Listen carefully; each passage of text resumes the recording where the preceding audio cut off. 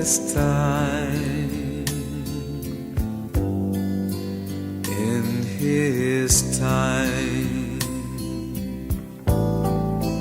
he makes all things beautiful in his time.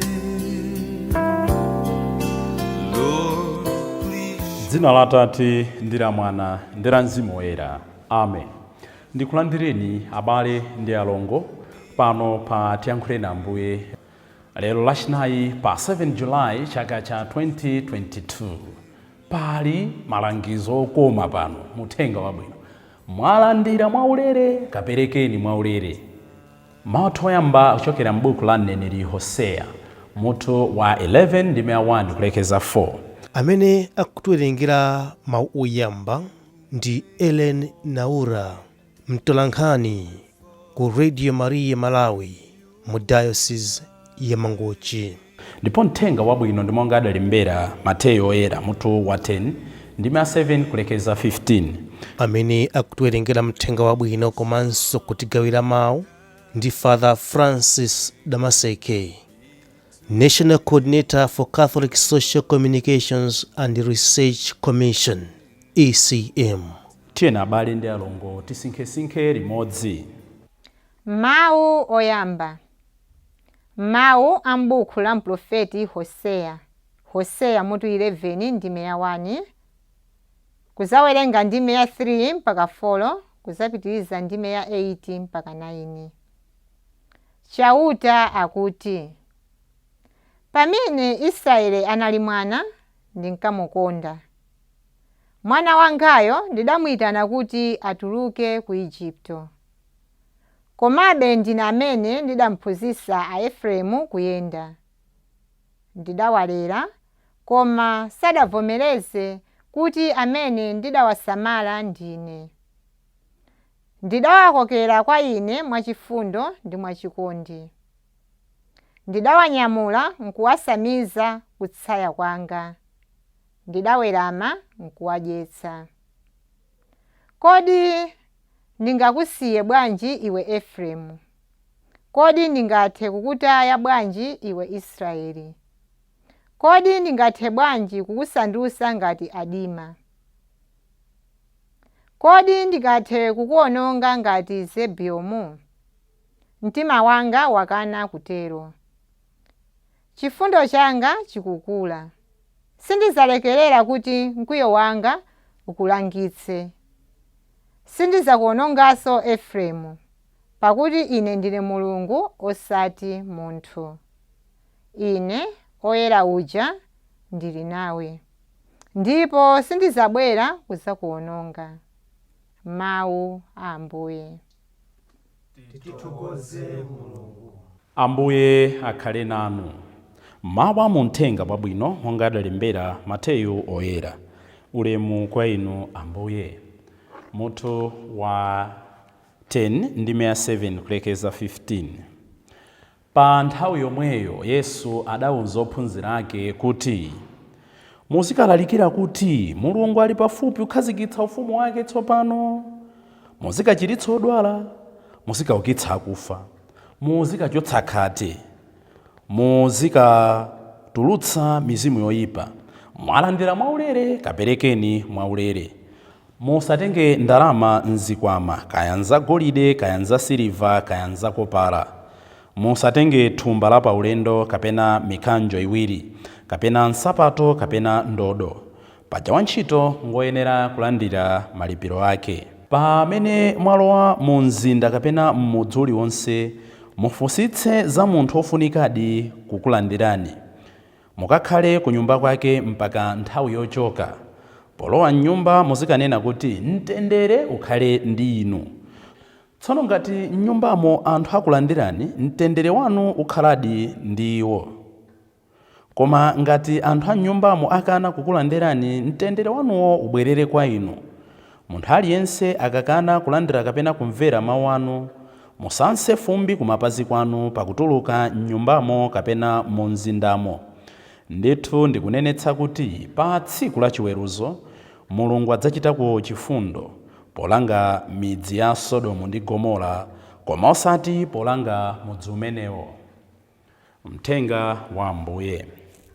Abale ndi alongo, tsiku la lero popitiriza kuona mawu amene tinayamba tsiku la dzulo, pali mfundo zitatu zofunikira.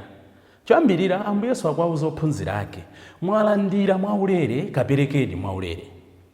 As simple as that. Awasi mawu ochita kusoweka kutanthauzira, kutengera dictionary, kutengera encyclopedia, kupanga pa Google, kuti Ambuye Yesu amatanthauza chani pamene paja, kapena utenga Bible commentary, kapena ukachita kufunsa ansembe kuti pamene paja Ambuye Yesu amatanthauza chani. Ayi, this is straightforward. Tidalandira mwaulere, tizipereka mwaulere. Paulo oyera poulangiza mpingo wa ku Korinto, makamaka tikawerenga Akorinto 1 mutu wa 4 ndi 7, ataona kuti anthu akunyada, anthu amachitirana matama. Ife ndeti matama lilime, ena nkumauza nzawo. Ife koma timatha kuphunzitsa. Ena nkumati akuphunzitsa ndi chani, malilime ndi chani. Ife timatha kudziwa za kutsogolo. I can prophesy. Choncho anthu anayamba kupangirana matama. Ndi Paulo akunena kuti ndi chiyani chimene simudachite kulandira kuti muzipanga nacho matama. Funso limene likubweranso kwa inu ndine, ndi chiyani chimene ndili nacho, chimene ndingaloze kuti ichichi ndi mphamvu zanga, ndi nzeru zanga, ndi malooks anga. Chilichonse chimene tili nacho, kando unsembe, kando sisteri, kando brother, kando doctor, kando nurse, kando police, kando army, chilichonse that we have is a gift from the Lord. Zikutanthauza kuti tili ndi ntchito tsiku la lero loyamba kuzindikira kuti tsono zimene ndili nazozi ndipange bwanji kuti zipindulire ena. Mphatso ya mawu amene ndili nayo ndiyimbe bwanji kuti zipindulire ena. Unsembe umene ndalandirawo is not meant for me. Nchifukwa chake wansembe sindingathe kudzirapitsa, ndikusokera wina andirapitse. Ngakhale papa sangathe kudzirapitsa, ngakhale archbishop sangathe kudzirapitsa. Unsembe wa bishop si wake, ndi wa anthu ena. Inu ndinu adokotala, mukadwala mmafika nthawi yoti mmasokera ena akuthandizeni. Ndinu adriver, imakwana nthawi yoti mmasowa thandizo la anthu ena. As long as zimene tili nazo is meant kuti zizipindulira ine, sitidzamva kukoma ayi.